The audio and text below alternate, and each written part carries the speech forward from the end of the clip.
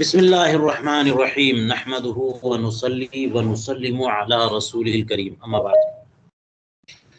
چلیے شرح العقود کا جو درس ہے، اس سے پہلے والے درس میں علامہ شامی نے یہ بحث چھیڑی تھی کہ کیا ایک سے زیادہ قول یعنی دو قول کسی ایک مجتہد کی طرف منسوب کرنا درست ہے؟ روایتیں تو ایک سے زیادہ ہو سکتی ہیں، کیا ایک سے زیادہ قول بھی ہو سکتا ہے؟ تو بہت ساری صورتیں ایسی ہیں جس میں ایسا تو نہیں ہو سکتا کہ ایک سے زیادہ قول تو مذہب ہوگا، آدمی دو طرح کی بات کیوں کرے گا؟ بات ایک ہوگی، ایک ہی موقف ہوگا، ایک ہی مذہب ہوگا۔ تو اس وجہ سے بظاہر یہ بات سمجھ میں آتی ہے کہ کسی ایک مجتہد کا دو قول نہیں ہو سکتا، دو قول ان کی طرف منسوب نہیں کر سکتے۔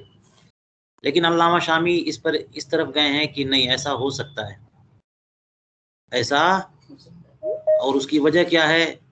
اس سے پہلے والے درس میں جو کچھ گزرا اس میں وہ نقطہ ذہن میں رکھیے گا کہ اگر ایسا ہوا کہ ایک مجتہد نے اجتہاد کیا، اس کو دلائل میں تعارض لگا، تعارض ادلہ کی صورت حال کا سامنا کرنا پڑا اور ترجیح کی کوئی صورت نہیں بنی، تو اب وہ نص اور دلیل کس دلیل اور کس نص پہ عمل کریں گے؟ ان میں تعارض سامنے آ رہا ہے اور ترجیح کی کوئی صورت انہیں سمجھ میں نہیں آ رہی ہے، تو وہ جس کے مطابق چاہیں فیصلہ کریں، جس کے مطابق چاہیں فتویٰ دیں، مسئلہ بتائیں، عمل کریں، ٹھیک ہے؟ کیونکہ ترجیح کی یہ صورت ہو گئی کہ اس میں جو ہے وہ دو قول، یہ دونوں کے دونوں ان کے اپنے قول ہوں گے، نہ وہ کہ بعض لوگوں نے کہہ دیا کہ ایسی صورت میں بھی کوئی قول دونوں میں سے کوئی ان کی طرف منسوب نہ کیا جاتا ہے۔ کیا مطلب؟ کچھ کہا ہی نہیں امام نے، کیسے آپ دونوں قول میں سے کوئی منسوب نہیں کریں گے؟ ان کا وہ قول ہے۔ اور بعض یہ کہتے ہیں کہ نہیں، ان میں سے ایک قول منسوب کیا جائے، دوسرا قول منسوب نہ کیا جائے، یہ کیسے ہوگا؟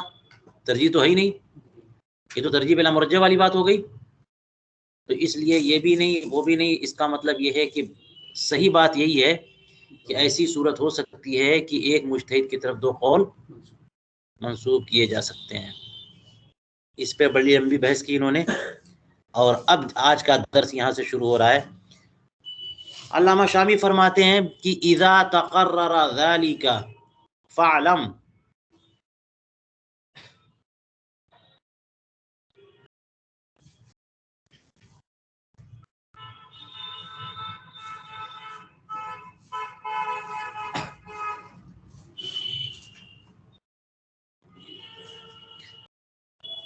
ان الامام ابا حنیفہ رحمہ اللہ من شدت احتیاطه وورعه وعلمه بان الاختلاف من آثار الرحمہ قال لاصحابہ، جب اتنی بات ثابت ہو گئی اور خوب اچھی طرح سے ذہن میں راسخ ہو گئی، تو اب یہ جانو کہ امام اعظم ابو حنیفہ نے اپنی شدت احتیاط، جو مسائل میں آپ احتیاط فرماتے تھے، اور ورع اور تقوی کی راہ اختیار فرماتے تھے، اور اس وجہ سے بھی کہ آپ کو یہ بات اچھی طرح معلوم تھی کہ اختلاف رحمت کے آثار سے ہے نا، اس میں رحمت ہے امت کے لیے، اختلاف ائمہ۔ تو اس وجہ سے ہمارے امام اعظم ابو حنیفہ نے اپنے تلامذہ کو فرمایا کہ ان توجہ لکم دلیل فقولوا بہ، کہ اگر تمہیں دلیل نظر آئے، تمہارے سامنے دلیل آ جائے، تو پھر تم اس قول کو اختیار کر سکتے ہو، فقولوا بہ، تو وہی والا قول لے لو۔ یعنی میرے جو چند اقوال ہیں، اور میرے اقوال میں بھی اختلاف کہ مختلف اقوال آئے، تو جس قول پر آپ لوگوں کو دلیل مل جائے، وہی والا قول آپ لے لو۔ فَكَانَ كُلٌّ يَأْخُذُ بِرِوَايَةٍ عَنْهُ وَيُرَجِّحُهَا كَمَا حَكَاهُ فِي الدُّرِّ الْمُخْتَارِ، تو سارے کے سارے تلامذہ جو ہے امام اعظم ابو حنیفہ کی کوئی نہ کوئی روایت لے لیتے تھے اور اس کو دیگر روایتوں پر ترجیح دیتے تھے، جیسا کہ علامہ علاء الدین حسکفی نے اپنی تصنیف در مختار میں اس کو بیان کیا۔ یہ بات ہو گئی۔ اختلاف اقوال امام مبنی ہے چند بنیادوں پر، جن میں سے ایک ہے اختلاف ادلہ، تعارض ادلہ، اور یا پھر یہ کہ ایک جواب، ایک قول استحسان، دوسرا قول قیاس پر، ایک ورع پر، دوسرا اصل پر، وغیرہ وغیرہ۔ تو فرمایا کہ جتنے بھی اقوال میرے ہیں ان میں سے جس قول پر تمہیں دلیل ملے وہی اختیار کرو۔ فرماتے ہیں کہ والوالجیہ کی کتاب الجنایات میں فرمایا کہ امام ابو یوسف رحمہ اللہ ارشاد فرماتے ہیں کہ ما قلت قولا خالفت فیہ ابا حنیفۃ الا قولا قد کان قالہ، میں نے کوئی بھی ایسا قول کیا ہو جس میں امام اعظم ابو حنیفہ کے خلاف میں گیا ہوں، وہ میں نے نہیں کہا مگر ایسا ہی قول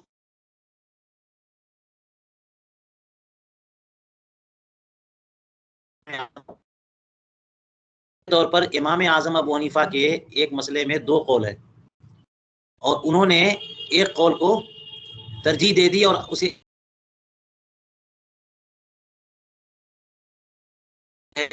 فرماتے ہیں کہ امام ابو یوسف نے مثال کے طور پر اس قول کو اختیار نہیں کیا، دوسرے قول پر گئے، کیونکہ ان کے امام نے فرمایا تھا کہ جس قول پر تمہیں دلیل مل جائے تم اسے اختیار کرو۔ امام ابو یوسف کو دلیل دوسرے قول پہ ملی تو انہوں نے دوسرے والے قول کو اختیار کیا، تو امام اعظم کے خلاف گئے نا۔ تو کس مفہوم میں امام اعظم کے خلاف گئے؟ قول مختار کے معاملے میں مطلقاً نہیں کہہ سکتے آپ خلاف گئے، وہ تو کہہ رہے ہیں کہ میں نے ان سے اختلاف جو کیا اور دوسرا قول اختیار کیا وہ بھی دراصل بنیادی طور پر انہی کا قول تھا، بس یہ کہ قول مختار نہیں تھا ان کا، تو اس کہہ دیا کہ امام ابو یوسف کا قول دوسرا قول ہے۔ حالانکہ ایسا اختلاف نہیں ہے کہ وہ سرے سے امام ابو حنیفہ کا قول ہی نہیں ہے، وہ کہہ چکے تھے۔ اچھا، یہ روایت امام ظفر کی بھی ہے، انه قال ما خلفت ابا حنیفہ فی شیء الا قد قالوا ثم رجعوا، میں جب بھی امام ابو حنیفہ کے خلاف گیا کسی چیز میں تو وہ ایسی ہی چیز تھی کہ آپ وہ کہہ چکے تھے پھر رجوع کیا تھا، یہ تمام لوگوں۔ اچھا، اس کی بھی وجہ سمجھیے کہ آپ نے بنیادی طور پر یہ بات معلوم کر لیا نا کہ مجتہد پر تقلید حرام ہے، جی مجتہد پر تقلید حرام ہے اور مقلد پر اجتہاد حرام ہے۔ مقلد جو ہے اسے اتباع کرنی ہے، واجب ہے تقلید، تو مقلد پر تقلید واجب ہے اور مجتہد پر تقلید حرام ہے۔ اب ساتوں طبقات بھی ذہن میں لائیے، تو جو جس درجے کا مجتہد ہے اس درجے میں تقلید حرام ہوئی ان پر۔ تو امام اعظم ابو حنیفہ جو یہ کہہ رہے ہیں، اور آگے بھی اقوال آئیں گے کہ جب تمہیں حدیث صحیح مل جائے تو اس کی اتباع کر لو، وہ میرا قول ہے، یا میرے جس اقوال پر جو ہے نا تمہیں دلیل مل جائے وہ اختیار کر لو۔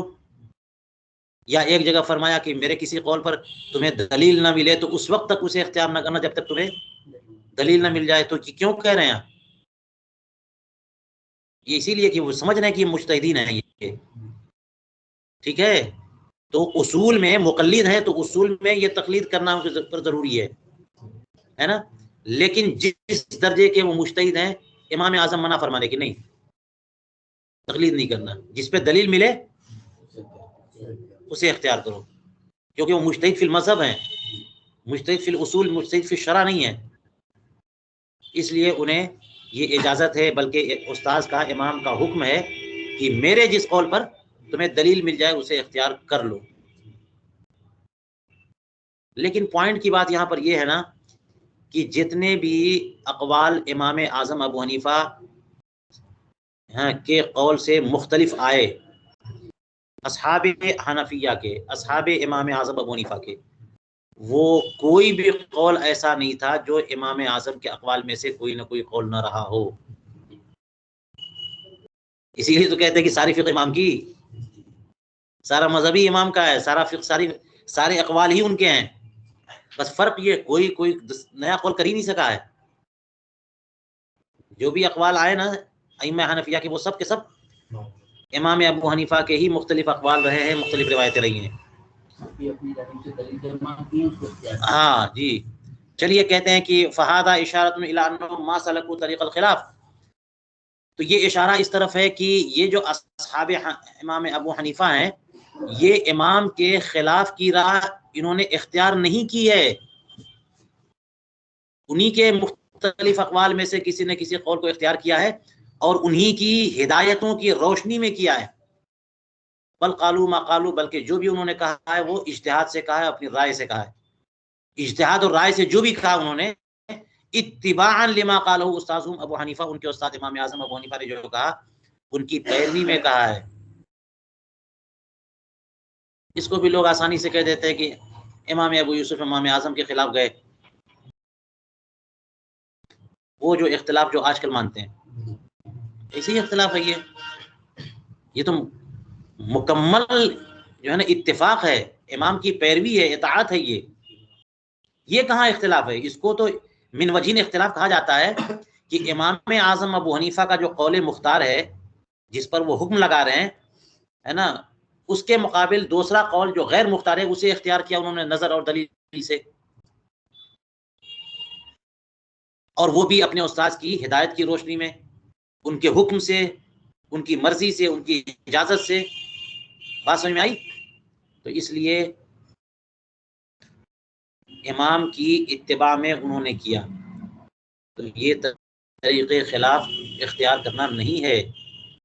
وفی آخر الحاوی القدسی کے آخر میں یہ لکھا ہے کہ وَإِذَا أَخَذَ بِقَوْلِ وَاحِدٍ مِّنْهُمْ يُعْلَمُ قَطْعًا أَنَّهُ يَكُونُ بِهِ آخِذًا بِقَوْلِ ابی، اس کو مجہول بھی پڑھ سکتے ہیں، وَإِذَا أُخِذَ بِقَوْلِ وَاحِدٍ مِّنْهُمْ يُعْلَمُ قَطْعًا أَنَّهُ يَكُونُ بِهِ آخِذًا بِقَوْلِ ابی حنیفہ۔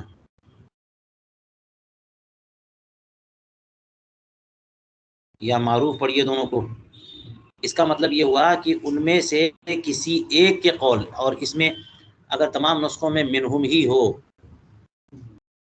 کسی میں منہا نہ ہو تو ان امام کے اقوال میں سے کسی ایک قول کو جب اختیار کیا تو یقینی طور پر یہ معلوم ہے کہ وہ قول اختیار کر کے بنیادی طور پر اصلاً امام ابو حنیفہ کے قول ہی کو اختیار کرنے والا بنا، وہ امام ابو حنیفہ کا مخالف نہیں بنا، وہ ایک قول اختیار کر کے کسی بھی امام نے، کسی بھی امام المذہب نے چند اقوال میں سے کوئی ایک قول اختیار کیا تو وہ قول اختیار کر کے امام ہی کے قول کو اختیار کرنے والا رہا وہ۔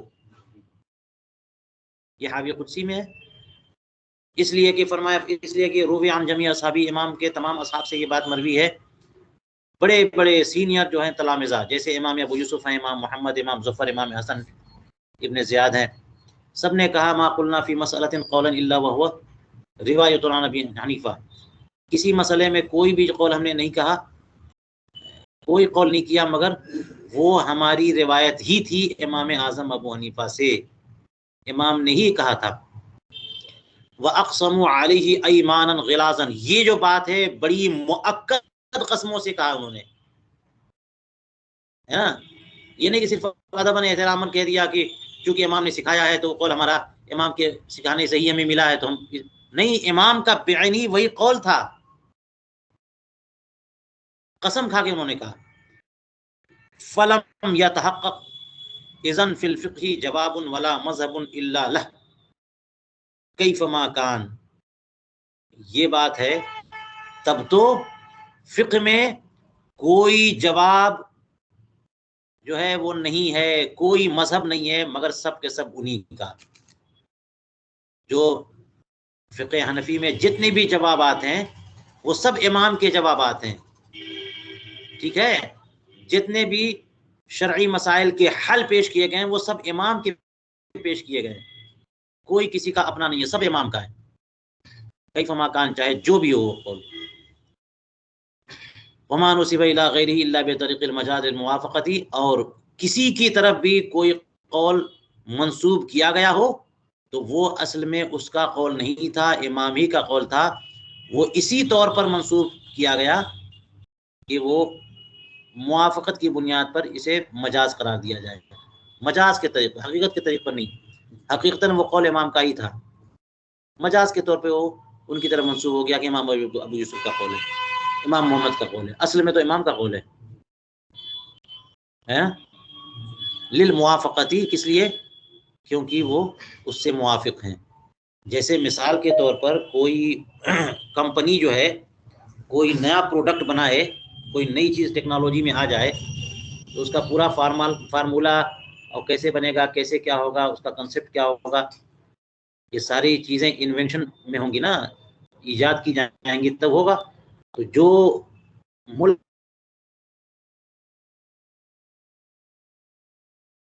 اب یہ ہے کہ اسی سے فارمولا لے کر کے، ساری چیزیں لے کر کے دوسری کمپنیاں بھی بنانے لگ گئیں ہیں۔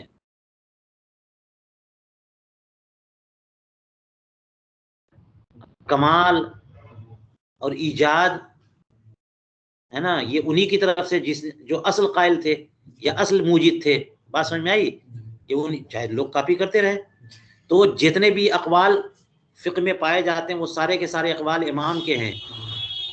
ہو گئی نا بات بڑی مشکل، یہ حدیث سے اور قرآن سے مفہوم اور مسئلہ نکالنا یہ کھیل نہیں ہے۔ جتنے بھی اقوال ہیں وہ کسی کے اپنے نہیں ہیں، وہ سب کے سب امام کے اقوال ہیں۔ کتنے اقوال ارشاد فرمائے انہوں نے، کیا مقام تھا ان کا؟ آج اگر کسی کو کے سامنے رکھ دیا جائے کہ یہ قرآن کی آیت ہے اور یہ حدیث پاک ہے اور آپ اس میں مسئلہ بتا دیے، اگر خوف الہی ہوگا اور احتیاط ہوگا، آدمی کانپنے لگے گا، تب سمجھ میں آئے گا کہ کیوں ہم لوگ بولتے ہیں کہ تقلید کریں اور فتوے نقل کریں صرف، اور اپنی عقل استعمال کرنا ہے اور اپنا اجتہاد دکھانا ہے، اپنی بصیرت دکھانا ہے، تو نقل کے لیے عقل چاہیے۔ یہ کریں آپ کہ آپ کی نقل میں بھی غلطی نہ ہو جائے۔ آج کل کے لوگ بڑے بڑے ماہرین نقل میں بھی غلطی کرتے، کہاں کا مسئلہ کہاں سیٹ کیا اور کہاں کا مسئلہ کہاں سیٹ کیا۔ اتنی ہی عقل دکھا لیں، اتنی ہی عقل دکھا لیں کہ سوال جو آ گیا سامنے آپ کے، وہ جو جواب آپ کتاب سے نکال رہے ہیں وہ جواب اسی کا ہے کہ نہیں ہے۔ اتنی ہی عقل، اتنی بھی عقل نہیں ہو پا رہی ہے۔ اس میں دیکھیے کتنی جو ہے قیود ہوں گی جو آپ کے سوال میں ہوتی ہے، قید نہیں ہے۔ کچھ تو خصوصیات ہوں گی، کچھ استثناءات ہوں گے، اور پتہ نہیں جو مسئلہ آپ نکال رہے ہیں وہ مطلقاً لکھا ہے، ہو سکتا ہے کچھ قیود معتبر ہوں جو معہود ہوں وہاں پہ مذکور نہ ہو۔ تو صرف نقل کے لیے بھی کیا چاہیے؟ فقہی بصیرت چاہیے۔ یہ مت دعویٰ کرے کہ فقہی بصیرت اتنی ہے کہ جو چاہیں حکم شروع کر دیں لگانا۔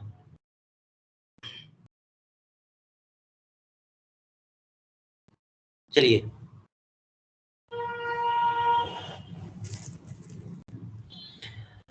فرماتے علامہ شامی فین قلت، اگر آپ کہو اذا رجع المجتہد عن قول لم يبق قولا له لانه صار كالحكم المنسوخ كما سياتي، آپ اگر کہو کہ جب مجتہد کسی قول سے رجوع کر لیں تو وہ قول ان کا قول نہیں رہا نا، یہ بات صحیح ہے، اس لیے کہ وہ قول جو مرجوع عنہ ہے وہ تو منسوخ کے درجے میں ہو گیا، منسوخ قول ہی نہیں رہتا، جیسا کہ عنقریب اس کی تفصیل آئے گی۔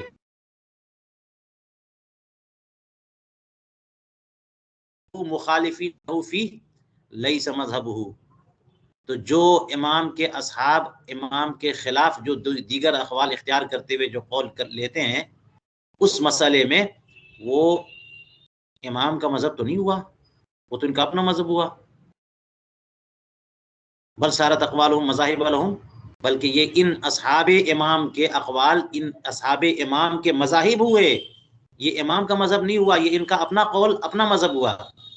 فکیف تنسب الیہ، تو کیسے یہ قول یا یہ اقوال امام کی طرف منسوب کیے جا سکتے ہیں؟ والحنفی انما قلد ابا حنیفہ، اور حنفی نے تو امام ابو حنیفہ کی تقلید کی ہے نا، اسی وجہ سے امام کی طرف منسوب ہوتا ہے نہ کہ غیر امام کی طرف۔ ہم لوگ حنفی ہیں، ہم لوگ کون ہیں؟ حنفی ہیں، تو ہم امام محمد کی طرف اور امام ابو یوسف کی طرف اور امام ظفر کی طرف ہے نا منسوب ہو کر کے ہم لوگ یوسفی ہوں، شیبانی ہوں، ظفری ہوں، ایسا نہیں ہے، ہم حنفی ہیں۔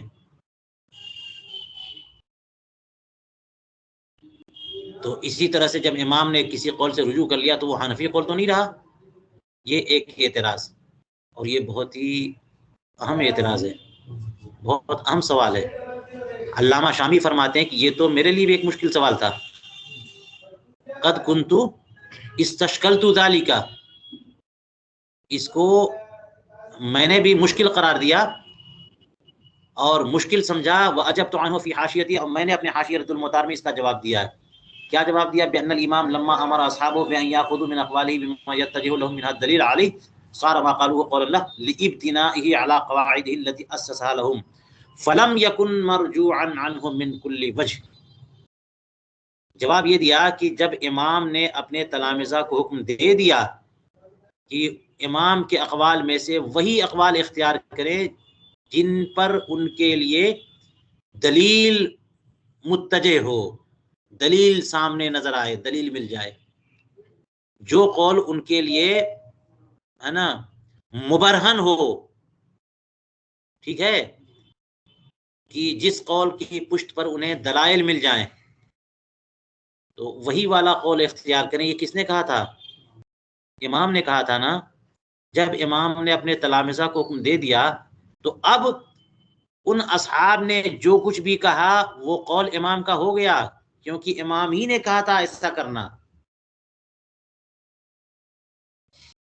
امام کے کہنے سے جب انہوں نے کہا کہ جس قول پر تمہیں دلیل ملے وہی والا اختیار کرنا، ان کو دوسرے قول پہ دلیل ملی وہ اختیار کیا، تو وہ قول دوسرے درجے میں امام کا قول ہوا نا۔ پہلے درجے میں تو وہ قول ہے جو قول مختار ہے۔ اچھا، یہ کس طرح سے امام کا قول ہوا؟ اس طرح سے، اس طور پر کہ وہ مبنی ہے امام ہی کے قواعد پر، کہ جن قواعد کو امام نے ان کے لیے متعین کیا، جن قواعد کی تاسیس فرمائی ان اصحاب کے لیے امام نے اصول و قواعد منضبط کیے نا، تو انہی اصول و قواعد پر تو مبنی ہیں، تو اس طور پر انہی کا قول ہوا۔ لہذا من وجہ وہ مرجوع عنہ ہے، لیکن من وجہ مرجوع عنہ نہیں بھی ہے، وہ ہے نا۔ اسی لیے کہا فلم یکن مرجوعا عنہ من کل وجہ، تو من کل الوجوہ وہ قول امام کا مرجوع عنہ نہیں رہا،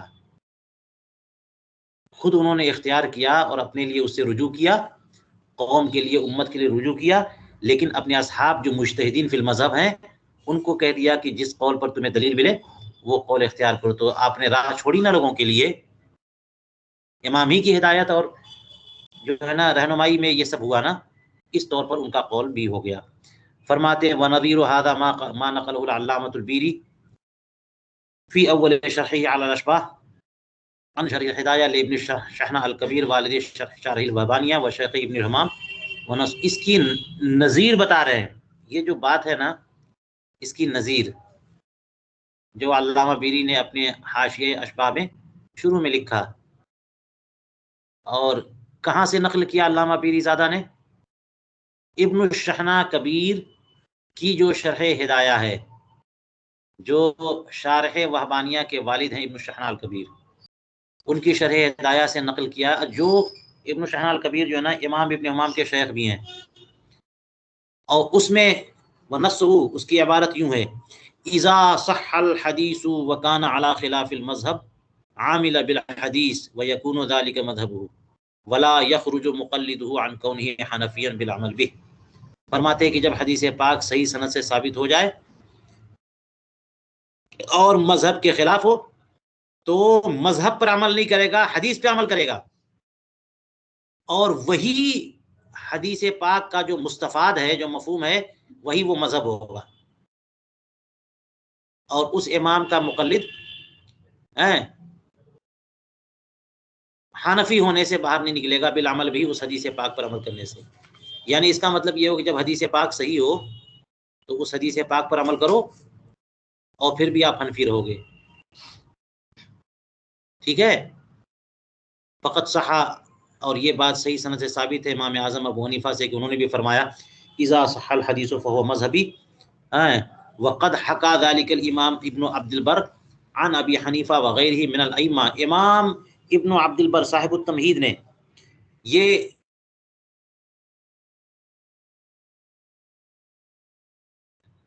امام اعظم ابو حنیفہ سے بھی اور دیگر ائمہ کرام سے بھی یہ قول نقل کیا ہے، اور امام شعرانی نے بھی ائمہ اربعہ سے اسے نقل کیا ہے کہ سارے ائمہ کرام نے یہ فرمایا اذا صح الحدیث فهو مذہبی، اذا صح الحدیث فهو مذہبی، اسی کو اختیار کرو، حدیث کے ہم خلاف نہیں جا رہے ہیں۔ جہاں حدیث کے علاوہ دوسری حدیث یا دوسری روایت یا قول صحابی یا اجتہاد یا قوس قیاس سے انہوں نے مسئلہ نکالا، اس کا مطلب یہ ہوا کہ سند کا مسئلہ تھا یا کچھ اور مسئلہ تھا جس کی وجہ سے وہ حدیث پاک جو ہے نا قابل عمل نہیں تھی، ٹھیک ہے؟ تو فرمایا کہ جب حدیث پاک صحیح طور پہ ثابت ہو جائے اسی کو اختیار کرو، وہی ہمارا مذہب ہے۔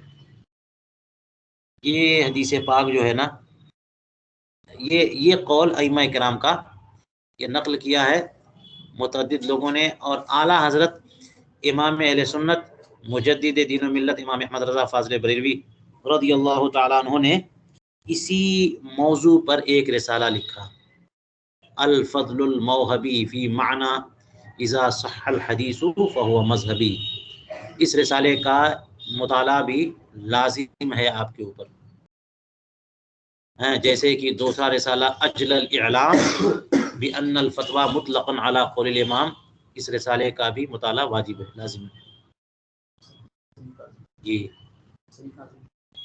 یہ رسالہ مل جائے گا آپ کو فتاوی رضویہ شریف میں انشاءاللہ، شروع ہی میں ہونا چاہیے، بعد والے جو نسخے تیار کیے گئے۔ تو اجل الاعلام اور الفضل الموہبی، یہ دونوں رسالے آپ مطالعہ کریں۔ کیا مطلب ہے اذا صح الحدیث فہو مذہبی؟ غیر مقلدین استعمال کر لیتے ہیں جناب ہر ایک غیر غیرے کے لیے، ہیں؟ اور ہمیں آپ کو اختیار نہیں ہے کہ ہم جب بات کریں تو حدیث پاک دلیل کے طور پہ پیش کریں۔ غیر مقلدوں نے ماحول خراب کر دیا تو جناب کوئی بھی اٹھتا ہے اور شروع کر دیتا حدیث پاک پیش کرنا۔ سوال بھی لوگ کرتے ہیں تو کہتے ہیں قرآن و حدیث کی روشنی میں، ارے یہ بولو نا شریعت کی روشنی میں۔ قرآن و حدیث کی روشنی میں کون پیش کر سکے گا؟ جو اس کا اہل ہوگا وہ نہ پیش کرے گا۔ دلائل اربعہ سے احکام کا استفادہ کرنا یہ ہر ایک کے بس کی بات ہے۔ جب آپ کوئی حدیث پاک پیش کریں گے تو آپ 10 سوال کے جواب دیجئے کہ وہ حدیث کی سند کیسی ہے، وہ کس درجے کی حدیث ہے، محدثین کے نزدیک وہ صحیح ہے کہ نہیں ہے، فقہا کے نزدیک وہ صحیح ہے کہ نہیں ہے۔ اس کے تعارض میں کوئی حدیث، سب سے مشکل ترین مرحلہ یاد رکھیے، کسی نص سے مسئلہ اخذ کرنے میں سب سے مشکل ترین مرحلہ جو ہے، آسمان آپ کے سر پہ ٹوٹ پڑے، وہ یہ ہے سمجھیے، غور کریے کہ وہ جس حدیث پاک پر آپ عمل کرنے جا رہے ہیں کیا وہ سالم عن المعارضہ ہے؟ کون کر پائے گا یہ؟ جب تک آپ کو پتہ نہ ہو کہ وہ سالم عن المعارضہ ہے تب تک آپ کیسے عمل کریں گے اس پہ؟ کوئی حدیث اس کے معارض نہیں ہے، بس یوں ہی ایک حدیث آپ نے کتاب کھولی، ایک حدیث مل گئی، ہو گئے محدث؟ ہاں تب تو پتہ چلے، یہ ائمہ کرام کو پتہ ہے، یہ مجتہدین کو پتہ ہے۔ ایک حدیث مل گئی تو اس پر عمل کر لیں، ہو سکتا ہے اس کے بعد رسول کریم صلی اللہ علیہ وسلم نے کچھ اور فرمایا۔ تو اس لیے جو ہے امام نے جو بات فرمائی ہے وہ سب کے لیے نہیں ہے، وہ اپنے اصحاب مذہب کے لیے فرمائی ہے، اور یہ اپنے اصول کی بنیاد پہ، کیونکہ امام خود اسی بات کے قائل ہیں کہ جب حدیث صحیح ہوگی تو حدیث نہ مذہب ہے، کہ ہمارا اور اس کا قول مذہب ہے۔ امام تو یہاں تک کہتے ہیں کہ قیاس کی طرف جائیں گے نہیں، یہاں تک کہ ہمارے امام کا مزاج یہ ہے، ان کے اصول میں سے یہ ہے کہ وہ حدیث مرسل کو بھی قیاس پر ترجیح دیتے ہیں، جس کو امام شافعی نہیں مانتے۔ حدیث اگر مرسل ہے اس کو بھی قیاس پر ترجیح دیتے ہیں، اگر مرسل بھی مل گئی نا تو قیاس کی طرف نہیں جاتے ہیں۔ تو اس لیے اذا صح الحدیث فہو مذہبی یہ ہر ایک کو خطاب نہیں ہے۔ اعتراض بھی ان پر بہت وارد کیے ہیں کہ قیاس پر ترجیح دیتے ہیں، ہاں یہ سب الٹے سیدھے جو بھی اعتراضات ہوتے ہیں وہ سب بے بنیاد ہیں، اس لیے آپ حضرات کو ان سب باتوں کو سمجھنا ضروری ہے۔ چلیے